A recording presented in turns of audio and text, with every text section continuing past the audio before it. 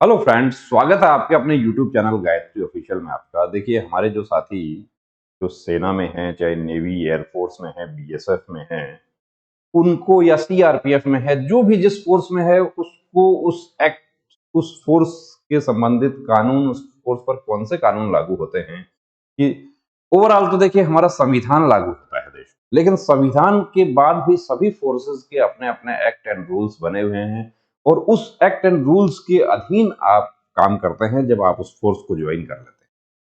तो हमने आज से ये सीरीज शुरू किया है और ये सीरीज शुरू करने का मुझे देखिए प्रेरणा कैसे मिली वो बताता हूँ आपको कि एक बहन ने मुझे फोन किया था कि वो टीचर हैं वो, और उनके भाई जो हैं वो आर्मी में हैं और उनको 7 साल की वहाँ पर सज़ा हो गई, सिविल जेल उनको हो गई।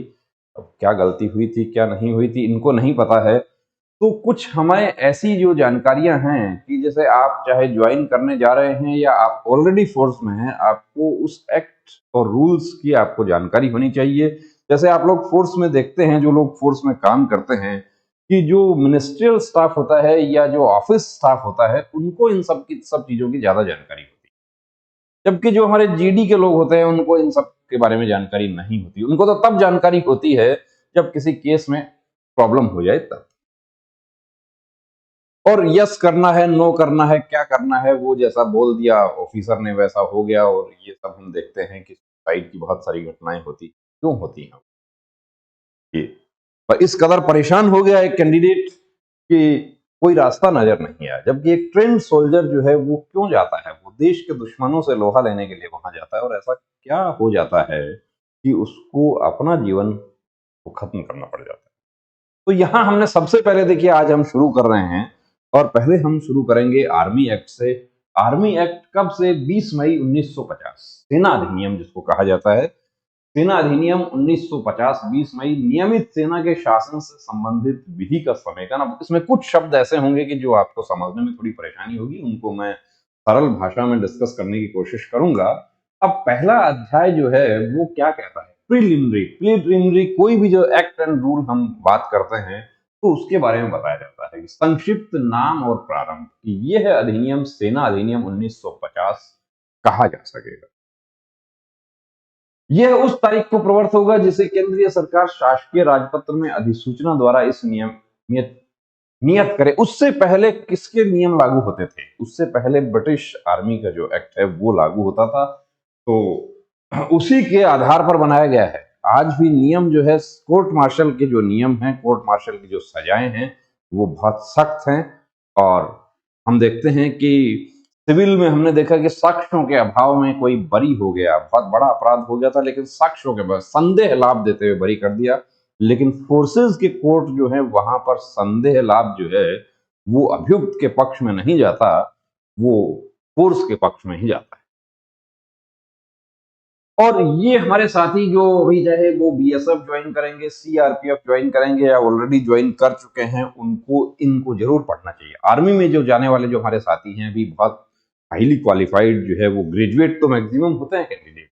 तो इसकी जानकारी आपको होगी तो आपको कहीं भी जरूरत पड़ती है या इन सर्विस कोर्स कैडर आप करते हैं वहां इसकी जरूरत होती है, इसकी पढ़ाई होती है, आपके ट्रेनिंग में इसको पढ़ाया जाता है। तो ये हम अब इस अधिनियम के अधीन, इसके अधीन कौन व्यक्ति आएंगे? निम्नलिखित व्यक्ति अर्थात नियमित सेना के ऑफिसर, कनिष्ठ आयुक्त ऑफिसर और वारंट।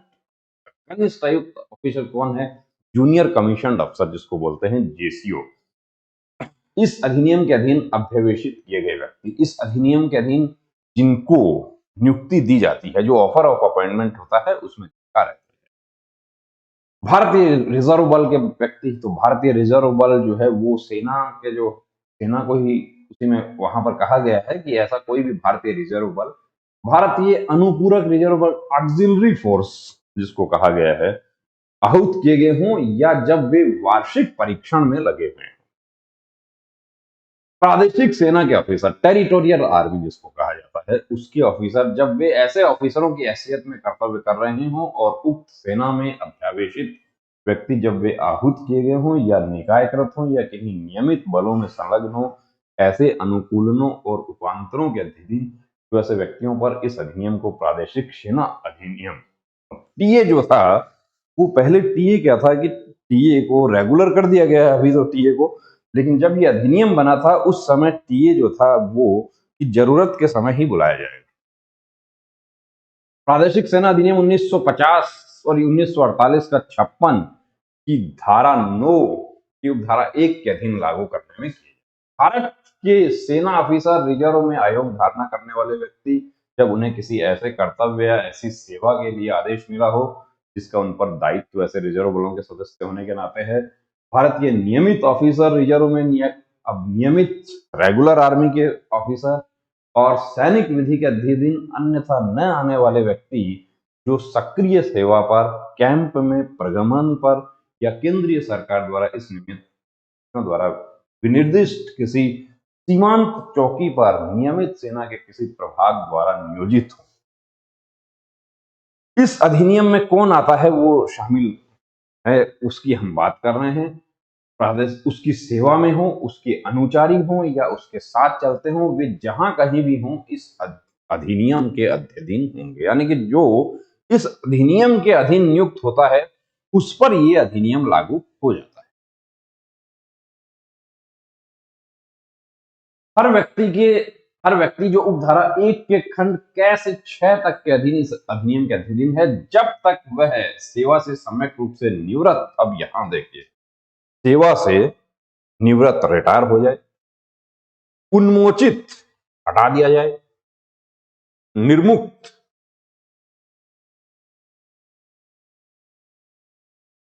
और पद से हटा देना, मतलब बर्खास्त न कर दिया जाए या हटा न दिया जाए या संकलन पच्युत न कर दिया जाए, अध्ययन बना रहेगा तब तक उसके ऊपर यह अधिनियम लागू रहेगा जब तक सेवा में है।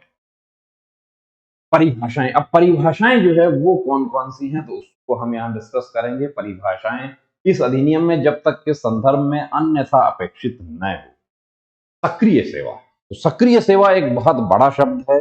सक्रिय सेवा से जबकि वह उस व्यक्ति के संबंध में प्रयुक्त है जो इस अधिनियम के अधीन है, वह समय अभिप्रेत है जिसके दौरान वह व्यक्ति, अब सक्रिय सेवा, अभी तो देखिए सक्रिय सेवा बता देता हूं कि पूरा ही सक्रिय सेवा है, लेकिन जो यहां हम समझने के लिए कि ऐसे बल से संलग्न है या उसका भाग है जो शत्रु के विरुद्ध संक्रियाओं में लगा है, यानी कि ऑपरेशनल काम, जो डायरेक्ट एनिमी के साथ ऑपरेशन में लगा हुआ है, ऐसे देश स्थान में जो शत्रु द्वारा पूर्णतः या भागतः दखल में है, सैनिक संक्रियाओं में लगा है या उसकी ओर से परगमन पथ पर है, यानी ऑपरेशन ड्यूटी में जा रहा है, तो भी ऐसे बल से संलग्न है या उसका भाग है जो किसी विदेश पर सैनिक, किसी दूसरे देश पर सैनिक दखल रखता है।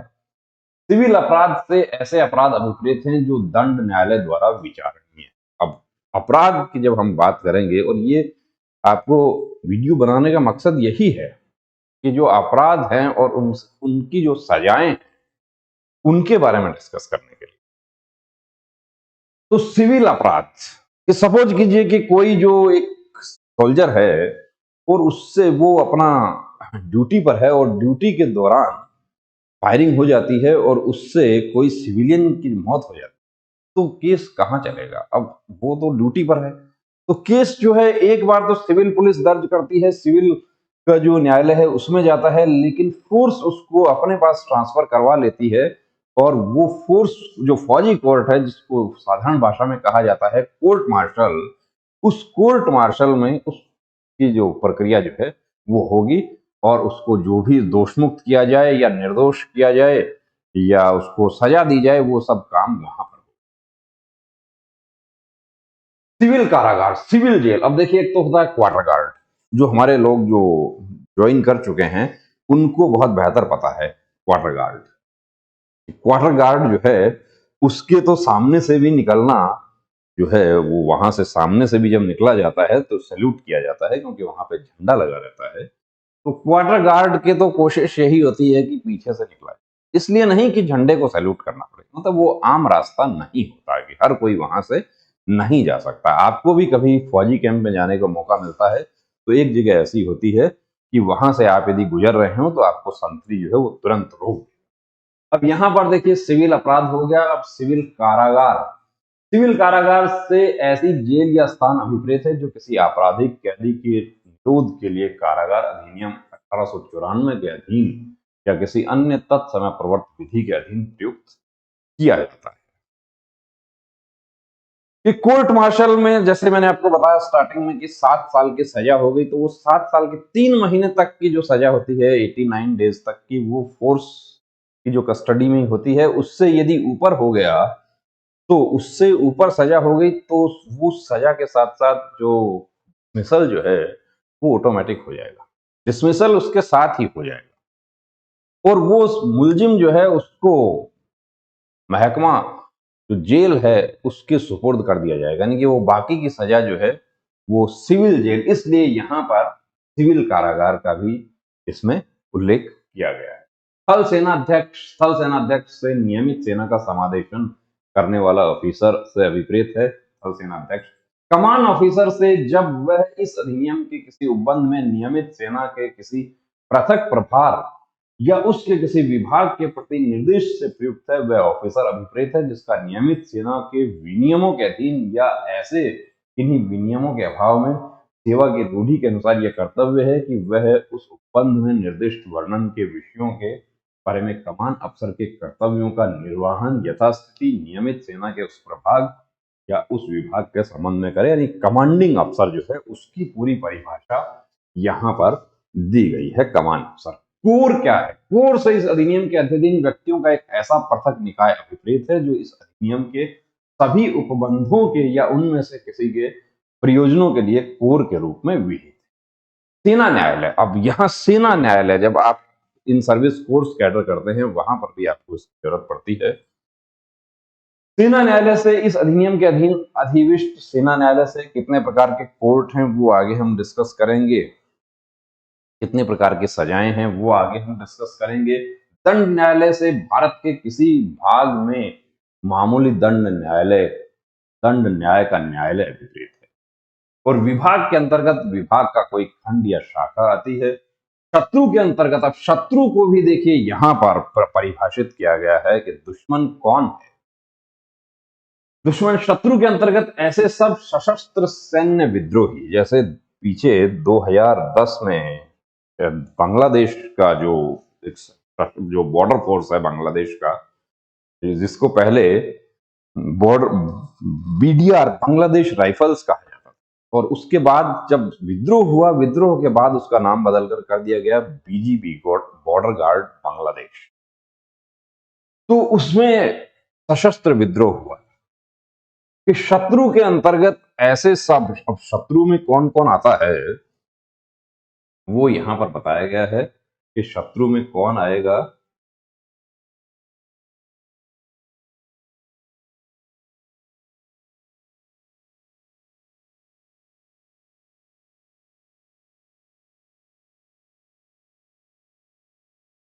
ये देखिए, शत्रु के अंतर्गत ऐसे सब सशस्त्र सैन्य विद्रोही, सायुधी बागी, जो बागी हो गए, सायुधी बलवा कर रहे हैं, जलदस्यु जल जो समुद्री डाकू, और ऐसा कोई उद्दायुद्ध व्यक्ति आता है जिसके विरुद्ध कार्य करना किसी ऐसे व्यक्ति का कर्तव्य हो जाता है जो सैनिक विधि के अधीन है, यानी कि किसी ने राइफल उठा लिया और खड़ा हो गया तो उसको किसमें शामिल कर लिया जाएगा? सैन्य विद्रोही जाएगा।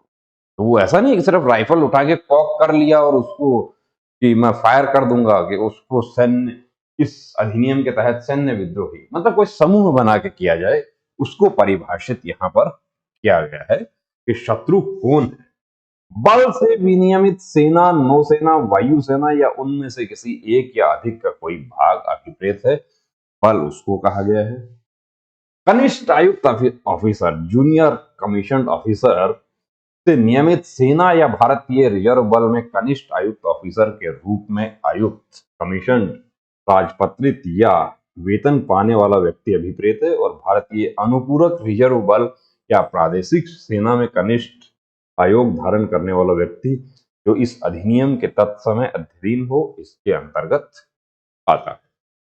उसको कहा है जेशियोज, जूनियर कमीशन ऑफिसर। और कमीशन ऑफिसर जो हैं वो राजपत्रित अधिकारी हैं हमारे। वो सैनिक अभिरक्षा क्या है, मतलब फोर्स कस्टडी, सैनिक अभिरक्षा से सेवा की प्रथाओं के अनुसार किसी व्यक्ति की गिरफ्तारी या परिरोध अभिप्रेत है, और नौ सैनिक या वायु सैनिक सेना अभिरक्षा भी इसके अंतर्गत आती है। आप देखते हैं कि military police, corps of military police, CMP, वो गिरफ्तारी का काम जो है वो करती है। जब सीएमपी वहां पर नहीं है तो रेगुलर फोर्स जो है वो भी कर सकती है, लेकिन वो कब करेगी कि कोई अपराध होगा उस स्थिति में।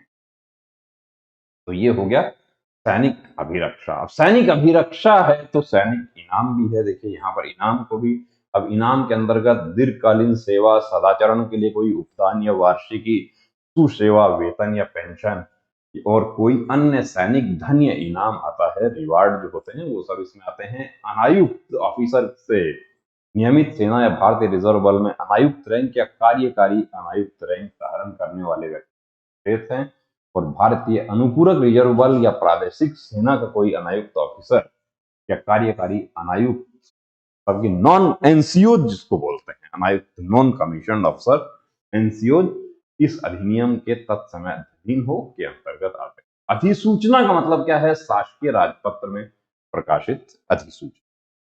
अपराध से इस अधिनियम के अधीन दंडनीय कोई कार्य या लोप अभिप्रेत है, और इसमें इसके पूर्व यथा परिभाषित सिविल अपराध इसके अंतर्गत आता है। तो अपराध जो है वो हम अलग से डिस्कस करेंगे। ऑफिसर जो कमीशन अफसर हैं वो आ गए, और भारतीय रिजर्व बल के अफसर, नियमित सेना के रैंक के किसी ऑफिसर, अब उसमें भारतीय ऑफिसर रिजर्व सेना का कोई ऑफिसर, भारतीय नियमित ऑफिसर रिजर्व का कोई भी, जो अभी तो रिजर्व देखिए, अभी फिलहाल रिजर्व जो है वो नहीं है, लेकिन समय समय पर ऐसा होता रहता है, वॉर टाइम में या जब भी इमरजेंसी होती है तब उस समय उस व्यक्ति के संबंध में जो इस अधिनियम के अधीन है, यानी कि इसके अंतर्गत आता है, जब वह ऐसी परिस्थिति के अधीन सेवा कर रहा हो जो विहित की जाए, नौसेना या वायुसेना का कोई ऑफिसर इसके अंतर्गत आता है, किंतु कनिष्ठ आयुक्त ऑफिसर, वारंट ऑफिसर, पेटी ऑफिसर या अनायुक्त ऑफिसर इसके अंतर्गत नहीं आते हैं, यानी कि वो ऑफिसर की कैटेगरी में उनको शामिल नहीं किया जाता है। विहित का मतलब क्या है? कि जो इस अधिनियम के अधीन बनाए गए नियमों द्वारा विहित अभिप्रेत है, कि उसके अंतर्गत आता है। भाषा जो है वो देखिए कानूनी भाषा है, तो आपको थोड़ा समझने में थोड़ी सी परेशानी होगी, लेकिन धीरे धीरे देखिए ये इंटरेस्टिंग हो जाएगा। कुछ केसेस भी हम यहाँ पर डिस्कस करेंगे कि ये जो फेमस और इनफेमस केसेस हैं वो भी यहाँ पर आपको हम बताएंगे कि कैसे 5 साल सिविल जेल में रहने के बाद वापस हाईकोर्ट से केस जीतकर एक जो जवान है उसको वापस अपनी नौकरी मिलती है, या किस तरीके से एक सूबेदार, और जो सूबेदार साहब कहना चाहूंगा मैं, कि और एक जवान का मतलब कि गर्मा गर्मी होती है, और उसमें जवान से गोली चल जाती है, सूबेदार साहब की वहां मौत हो जाती है, जवान को जो है आजीवन कारावास की सजा दे दी जाती है। लेकिन जब बहुत सारे तथ्य ऐसे आते हैं कि जो ट्रिब्यूनल, अभी तो ट्रिब्यूनल, सैनिक ट्रिब्यूनल में इन सब का फैसला होता है, ट्रिब्यूनल में जब वो केस जाता है और वहां जब सच्चाइयां सामने आती हैं, जब आर्ग्यूमेंट्स होते हैं, तो वहां उस जवान की सजा जितनी हो चुकी है वहां तक की सजा उसकी हो गई, उसके बाद उसको दोषमुक्त कर दिया जाता है। मतलब दोषमुक्त तो नहीं, वो वापस अपना अपना जॉब तो वापस नहीं पा सकता, लेकिन जो आजीवन कारावास है वो उसका माफ हो जाता है। जितना सजा काट लिया वो उतनी सजा पर्याप्त है। जो अपराध है, तो जान तो चली गई, लेकिन क्यों चली गई वो जान, वो ऐसी घटना हुई क्यों, उस घटना के पूरे तथ्य जो है वो सामने आ गए। तो इन सब बातों को हम यहाँ डिस्कस करेंगे। प्रोवो मार्शल से वह व्यक्ति विपरीत है जो धारा 107 के अधीन इस रूप में नियुक्त है। कौन कौन सी धाराएं जो है वो हमारे सिपाही लेवल के जो हमारे साथी हैं उनको जरूरी है वो भी बताएंगे। नियमित सेना जो है उससे अभिप्रेत है ऐसे ऑफिसर, कनिष्ठ आयुक्त ऑफिसर, वारंट ऑफिसर, अनायुक्त ऑफिसर और अन्य अध्यावेशित व्यक्ति जो अपने आयोग, वारंट, अध्यावेशन के निबंधनों के अनुसार या अन्यथा संसार के किसी भी भाग में निरंतर किसी अवधि के लिए संघ की सैनिक सेवा करने के दायित्वाधीन हैं। जो आपका ऑफर ऑफ अपॉइंटमेंट आता है उसमें बात लिखी रहती है कि आप भारत में और विदेश में कहीं भी आप सेवा करने के लिए बाध्य हैं, आप मना नहीं कर सकते। मना किया था अंग्रेजों के जमाने में, जब विद्रोह हुआ था वो इसीलिए हुआ था कि जो भारतीय जो सैनिक जो हमारे थे वो अपना खाना खुद बना के खाते थे, और एक नियम लागू किया गया कि मैस में सभी को खाना होगा, और मैस में खाना कौन बनाएगा, वो उस समय तो जात पात जो थी वो बहुत ज्यादा मतलब कि हावी थी। और उसी आधार पर जो मंगल पांडे का जो ऐतिहासिक व्यक्तित्व है वो आप लोग जानते हैं, इतिहास में पढ़ते हैं वो घटना क्यों हुई। हमारे हमारे जो हमारे देश में समुद्री यात्रा करना जो था वो धर्म के खिलाफ समझा जाता था, और फौज को तो जहाजों में यात्रा करनी पड़ती थी। तो ये सब चीजें जो है वो अब इसमें तो ये सब हो गया कि इस वरिष्ठ अफसर सीनियर ऑफिसर कौन है। सीनियर ऑफिसर वरिष्ठ अफसर के अंतर्गत जब तक कि वह उस व्यक्ति के संबंध में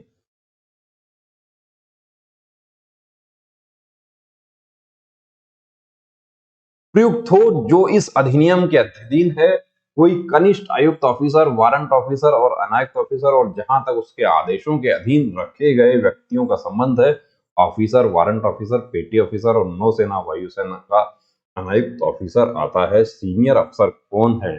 जो आपसे सीनियर है, पेटी अफसर, वारंट अफसर, ऑफिसर, सब लोग जो हैं वो सीनियर अफसर हैं। और सीनियर अफसर का आदेश जो है वो सर आंखों पर रखा जाता है, वो नहीं रखा जाएगा तो फौज नहीं चलेगी। वारंट अफसर कौन है? से नियमित सेना के या भारतीय रिजर्व बल के वारंट अफसर के रूप में नियुक्त राजपत्रित या वेतन पाने वाले व्यक्ति से विपरीत है, और भारतीय अनुपूरक रिजर्व बल का या प्रादेशिक सेना का वारंट ऑफिसर जो इस अधिनियम के तहत समाधान हो, इसके अंतर्गत आता है। इस अधिनियम में प्रयुक्त किए गए किंतु परिभाषित न किए गए और भारतीय दंड संहिता, अब यहां पर देखिए, यहां पर एक बात और इसमें शामिल कर दी क्या, कि इस अधिनियम में प्रयुक्त किए गए किंतु परिभाषित न किए गए और भारतीय दंड संहिता 1860 का 45 में परिभाषित किए गए भारत शब्द के सिवाय शब्द, शब्दों और पदों के वही अर्थ समझे जाएंगे जो संहिता में है। किसमें? दंड संहिता में। तो दोस्तों ये पहला वीडियो है हमारा इसी चरण में। आगे हम दूसरा वीडियो आपके लिए लेकर आएंगे। इस सीरीज में हम आर्मी एक्ट, नेवी, एयरफोर्स और जो हमारे BSF, CRPF, ITBP, SSB, CISF, वो असम राइफल, उनके एक्ट एंड रूल्स जो हैं उनको भी डिस्कस करेंगे। जो कोर्ट केसेस हैं उनको भी डिस्कस करेंगे। ये हमारी नई सीरीज है, तो बने रहिए चैनल के साथ। यदि आपने सब्सक्राइब नहीं किया है तो प्लीज सब्सक्राइब करें। जय